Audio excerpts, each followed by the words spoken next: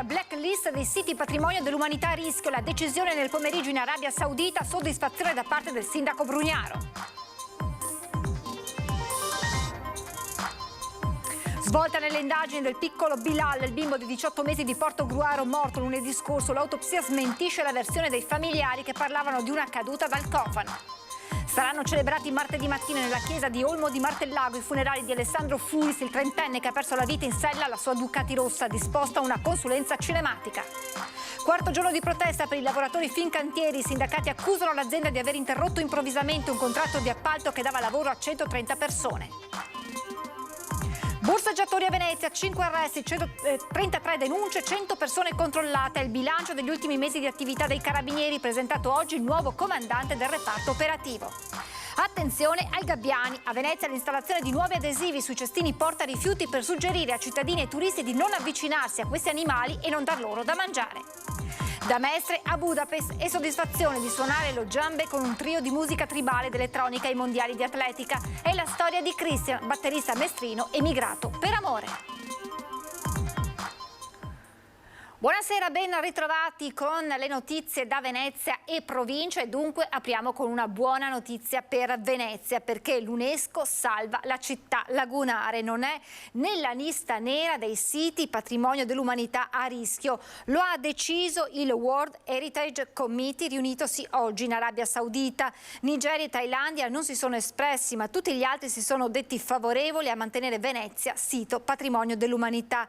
Il provvedimento sul contributo d'accesso da poco votato in Consiglio Comunale è stato considerato dai paesi votanti come uno sforzo di salvaguardare la città. Soddisfazione da parte del sindaco Luigi Brugnaro significa, dice, che sono stati riconosciuti da tutti gli sforzi che stiamo mettendo in campo.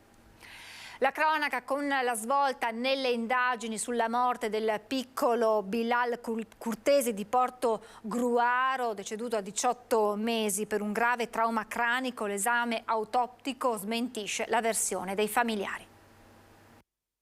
Il piccolo Bilal Curtesi, di 18 mesi, è deceduto per schiacciamento della scatola cranica, verosimilmente provocato dallo pneumatico di un'auto. Così dall'autopsia sul corpicino del bimbo di Portogruaro, eseguita in mattinata dal medico legale Antonello Cirnelli. Il bimbo morto nella tarda serata di lunedì, dopo almeno un'ora di agonia, dunque per il grave trauma alla testa provocato dall'incidente con l'auto in retromarcia, non è escluso proprio dalla Fiat Punto grigia della sua famiglia, già posta sotto sequestro dagli inquirenti. La svolta nelle indagini ha perciò smentito completamente la ricostruzione dei familiari, che ai carabinieri avevano parlato di una caduta accidentale del piccino mentre si trovava sul cofano dell'auto, e così il giorno dopo la tragedia pure ai nostri microfoni lo zio. Sentite.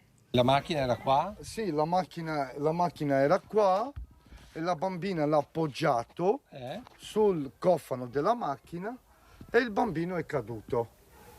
Si è abbattuto la testa. E ha battuto la testa. All'autopsia delle scorse ore hanno partecipato anche il legale dei genitori e un consulente, che sono stati indicati dalla coppia in quanto parte offesa. Nelle prossime ore la procura di Pordenone deciderà come procedere nell'inchiesta e se iscrivere qualcuno dei familiari nel registro degli indagati.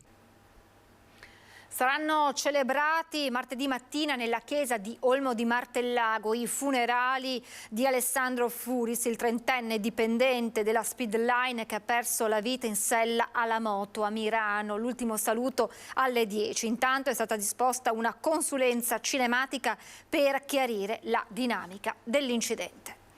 Lavoratori della Fincantieri in strada per una protesta arrivata al quarto giorno. I sindacati accusano l'azienda di aver interrotto improvvisamente un contratto di appalto che dava lavoro a oltre 100 persone.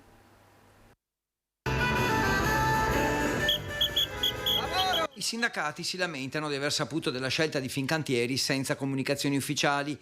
La scelta di interrompere il rapporto di appalto con una società che dava lavoro a oltre 100 persone, un lavoro interrotto improvvisamente. L'avvertenza durava da un anno, la decisione però è stata improvvisa, lamentano i sindacati. Siamo al quarto giorno di mobilitazione, pronti ad alzare il livello delle proteste nelle prossime ore, coinvolgendo anche le istituzioni.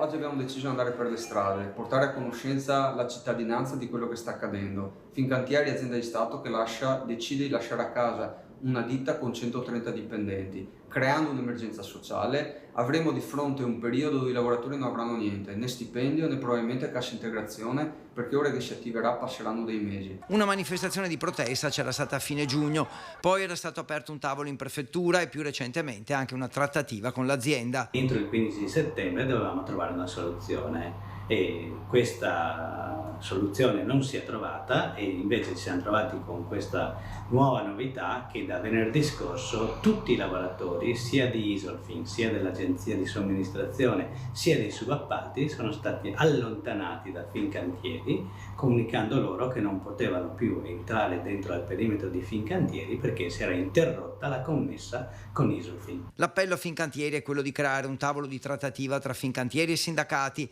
per verificare e risolvere insieme tutte le questioni aperte. 500 aziende in cui danno lavoro a 4.000, oltre 4.000 lavoratori. Questo rischia di essere un qualcosa che sfugga anche alla stessa Fincantieri. Bisogna decidere di convocare un tavolo con le istituzioni, le forze politiche, in cui il governo si assuma anche la responsabilità, visto che è un'azienda pubblica. Nell'accordo vanno messe le procedure sindacali, le verifiche, tutti gli aspetti tecnici da risolvere, ma insieme tra azienda, lavoratori, sindacati. Il tempo rimasto è poco. Borseggiatori a Venezia, 5 arresti, 33 denunce, 100 persone controllate. È il bilancio degli ultimi mesi di attività dei Carabinieri, intanto presentato oggi il nuovo comandante del reparto operativo.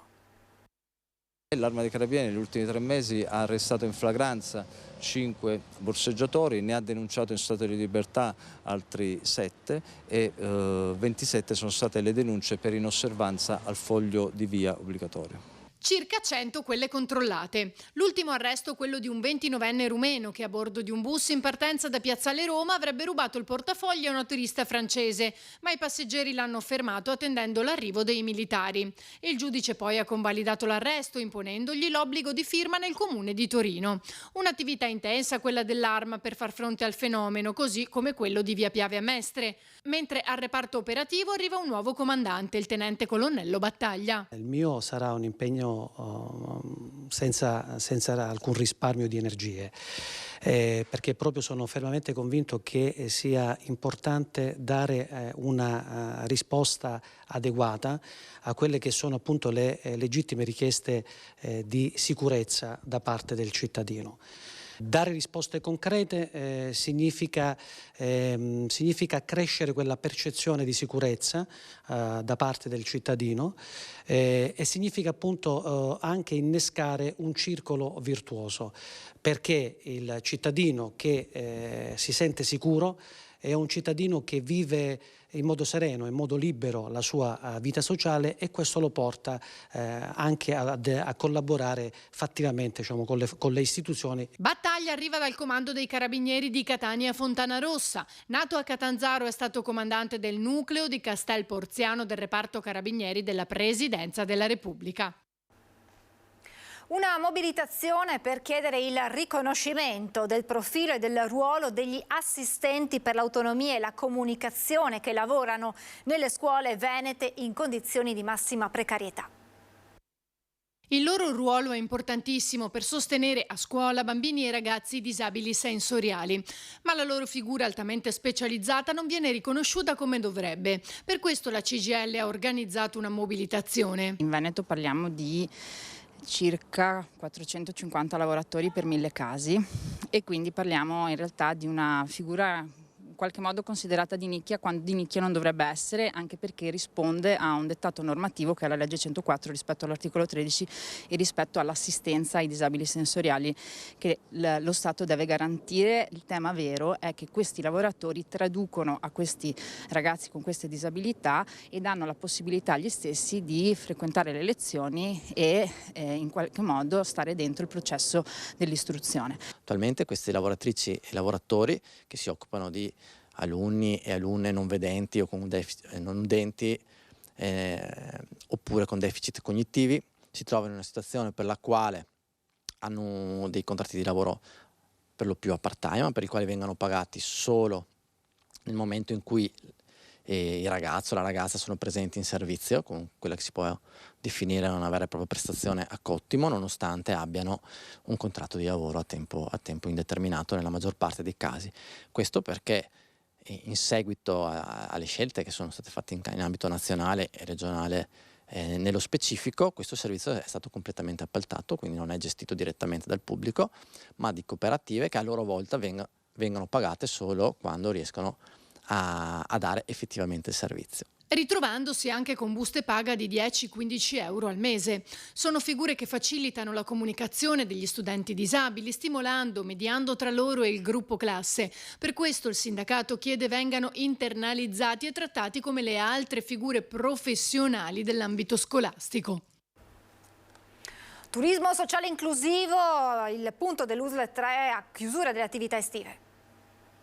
I mari, i monti, i laghi, le terme e le città d'arte, con lei il capoluogo del Veneto, Venezia, tutti riuniti nel nome dell'inclusione con il progetto di turismo sociale inclusivo. A Venezia con la ULSS 3, partner del progetto Le Rimiere con l'associazione di Punta San Giobbe, la Rimiera Cannareggio, Gruppo Tre Archi, Sette Mari e Serenissima. Non a caso, all'evento di chiusura delle attività estive, i partecipanti sono arrivati alla residenza San Lorenzo di Castello vogando per quasi tutta la città.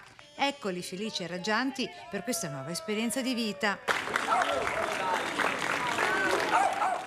Questo progetto ha lo scopo di avvicinare le persone diversamente abili ai luoghi di riposo. È nato con questo spirito, poi nel tempo è cresciuto.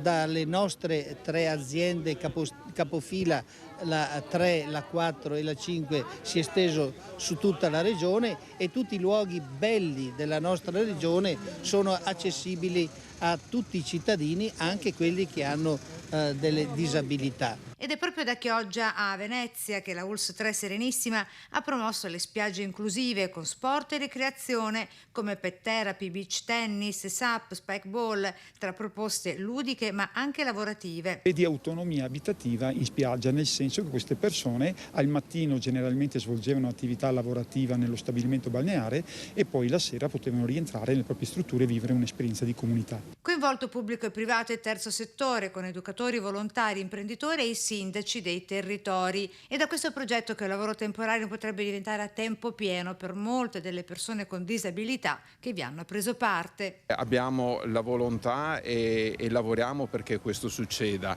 In alcuni casi sì, succede, in alcuni casi certo succede.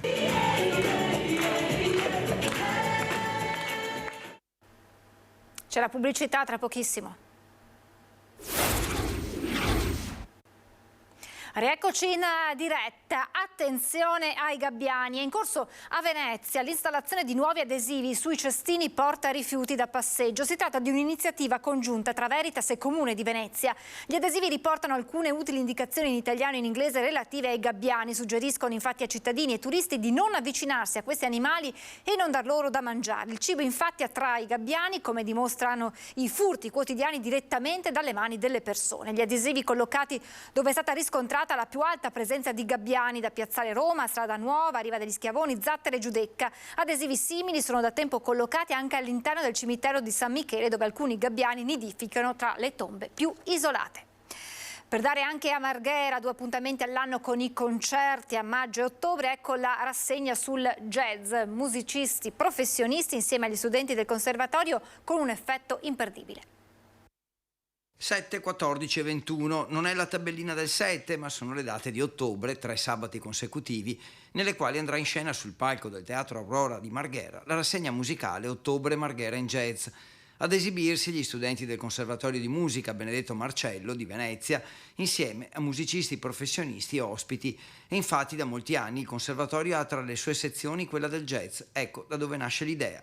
A Marghera c'è un teatro di 312 posti che abbiamo ritenuto opportuno organizzare in questo sito una manifestazione che si chiama Maggio Musicale nel periodo primaverile e una manifestazione in ottobre che abbiamo chiamato appunto Ottobre Marghera in Jazz.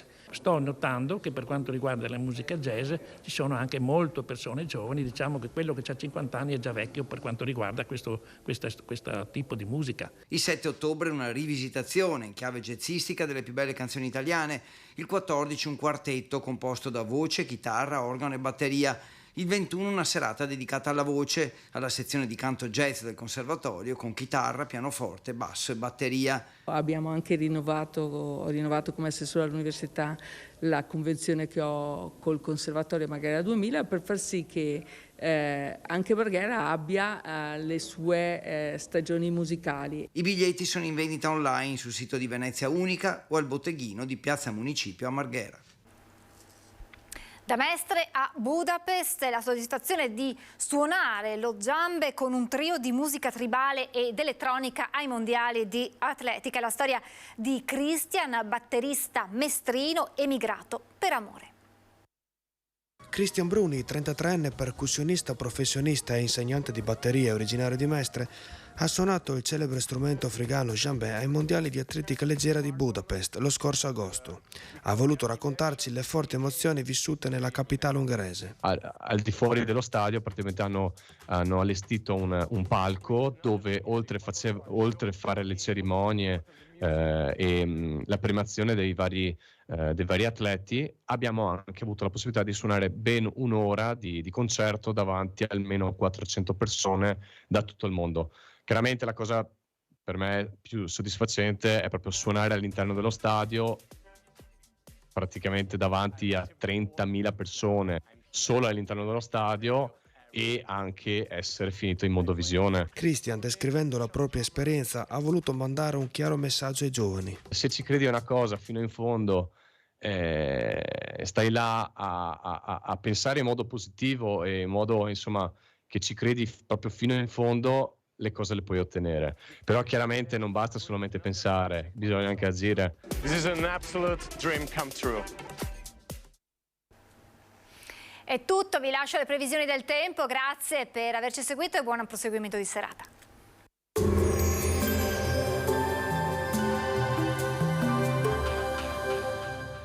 Cooperativa Agricola Volpago offre carne d'eccellenza. Ci trovi a Volpago del Montello, Pieve del Grappa, Tre Baseleghe e presso lo spaccio del contadino a Dolo e Massanzago. Benvenuti al meteo. Pressione atmosferica piuttosto bassa sul nostro territorio, dunque tempo ancora variabile. Vediamo insieme il dettaglio di venerdì 15 settembre. Sul Veneto prevarrà un cielo nuvoloso ma con crescenti schiarite, specie su bassa pianura e costa. Alcune fasi di piogge sparse probabilmente più rade a fine giornata. Temperature stazionarie, minime sui 13-20 gradi, massime comprese tra 23 e 26 gradi. Spostiamoci ora sul Friuli Venezia Giulia. Anche in questo caso avremo possibili rovesci alternati a pause asciutte. I temporali saranno più probabili al mattino su pianura e costa, al pomeriggio invece in montagna. Temperature minime tra 19 e 22 gradi, massime sui 24-27 gradi. Infine diamo uno sguardo al Trentino Alto Adige, dove avremo poche novità. Anche qui non mancherà un'alternanza fra sole e nubi con rovesci diffusi. Temperature minime intorno ai 14-17 gradi, massime sui 25 all'incirca. Dal meteo per ora è tutto, vi auguro un buon proseguimento in nostra compagnia.